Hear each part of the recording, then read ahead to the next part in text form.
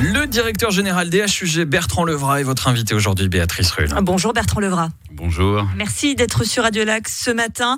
La première question, elle est simple. En ce 24 septembre, quelle est la situation sanitaire en ce 24 septembre au HUG ? Alors au HUG, on a 27 personnes hospitalisées à l'heure actuelle, une personne aux soins intensifs. Et puis c'est quand même en progression, j'ai envie de dire, même si elle est modérée, mais il y a plus de monde ces derniers temps qui se fait hospitaliser, lié aussi à l'évolution de la pandémie. Est-ce que vous êtes inquiet ? Non.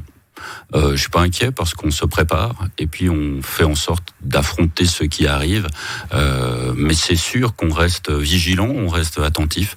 Et puis on a à la fois du professionnel très formé qui est là pour répondre à la population. Mais évidemment, l'activité hospitalière dépend de l'activité à l'extérieur. Prenez ce qui s'est passé ces derniers jours. École hôtelière de Lausanne, grande fête, 2400 personnes en quarantaine. Si on fait des grandes fêtes à l'extérieur, forcément, à un moment donné, ça aura des impacts sur les structures hospitalières. Donc, notre capacité de répondre dépend de la capacité de tout le monde de rester discipliné et vigilant. Alors, le message, c'est quoi ? C'est plus de réunions familiales, plus de soirées quand on est jeune.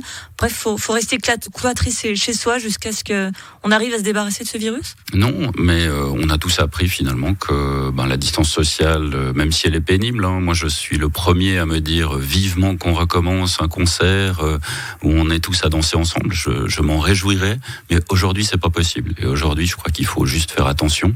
Et puis, moyennant un certain nombre de précautions, là, on est tous à 1,50 m de distance dans votre studio ce matin, ces précautions-là suffisent pour éviter la propagation du virus. Vous dites, on a appris. Qu'est-ce que les HUG ont appris de cette première vague ? D'abord, on a appris qu'on était capable de faire face avec une solidarité incroyable, avec un engagement. Non, mais c'est vrai que j'ai vu des choses exceptionnelles, des gens avec énormément de courage, des collègues de travail se mobiliser de manière incroyable pendant toute cette période. Et merci, vous avez été nombreux à nous applaudir et à faire en sorte qu'on était portés par la population. Mais c'est vrai que la mobilisation, la vocation des soignants, des médecins et de tout le personnel de l'hôpital, les nettoyeurs, tout le monde. J'étais tous les jours dans des unités Covid. Je peux vous dire, j'ai vu des gens dont l'engagement était vraiment exceptionnel. Vous diriez donc qu'aujourd'hui, vous êtes mieux préparé à faire face à une potentielle seconde vague ? Oui, parce que d'abord, on a mieux appris comment fonctionnait ce virus et puis comment est-ce qu'on peut l'appréhender, même s'il y a encore beaucoup d'inconnus et qu'à ce jour, il n'y a pas un traitement déterminant qui fait en sorte qu'on sait exactement comment faire. En revanche, il va y avoir moins de personnes intubées parce qu'on sait mieux les prendre en soin dans des soins intermédiaires avant d'arriver aux soins intensifs. Donc on est aussi à mieux prendre en charge les patients, même si, je rappelle, le pic de l'épidémie, ça a été exponentiel. En 30 jours, un peu plus, on est passé de 0 patient à 1000 patients. Puis si on avait continué, on passait de 1000 patients à 1 million. Patients. C'était ça, la pression que l'on vivait. Et aujourd'hui, on n'est plus sur ces courbes exponentielles. Pour l'instant, on est sur l'arrivée de patients, un virus qui continue malheureusement à circuler. Et donc, comment les prendre en charge, les patients, le mieux possible. Et c'est ce que nous faisons au quotidien. Justement, vous le disiez tout à l'heure, il y a une vingtaine d'hospitalisations. On avait reçu plusieurs messages d'auditeurs qui disaient finalement une vingtaine d'hospitalisations, sauf erreur, il y a une augmentation des décès, mais tout de même des hospitalisations assez stables. Pourquoi cette espèce de crainte alors que la situation semble tout de même contenue? Certes, il y a une épidémie, mais une vingtaine d'hospitalisations pour un hôpital comme les HUG, ça semble quand même assez modéré. C'est-à-dire, c'est comme si vous conduisez votre voiture en regardant dans le rétroviseur tout le temps. Il faut regarder devant. Qu'est-ce qui se passe ? Ce qui se passe, c'est que si tout d'un coup ça redémarre dans la communauté, on est très vite susceptible d'avoir, pendant le pic de la crise, on avait 50 hospitalisations par jour. Donc là, ça monte extrêmement rapidement et puis vous avez tout d'un coup beaucoup de patients. Donc ce qu'il y a de déterminant pour moi, c'est la capacité que l'on va continuer à avoir. Et puis je remercie tout le monde pour cette contrainte et cette solidarité qu'on applique tous. Cette discipline qu'on a réussi à tous mettre ensemble pour faire en sorte d'éviter une propagation de la maladie, non pas pour protéger l'hôpital, mais pour nous protéger, nous, les uns les autres, dans la communauté. Une solidarité de la population, des gens qui vous applaudissaient, qui vous sont extrêmement reconnaissants.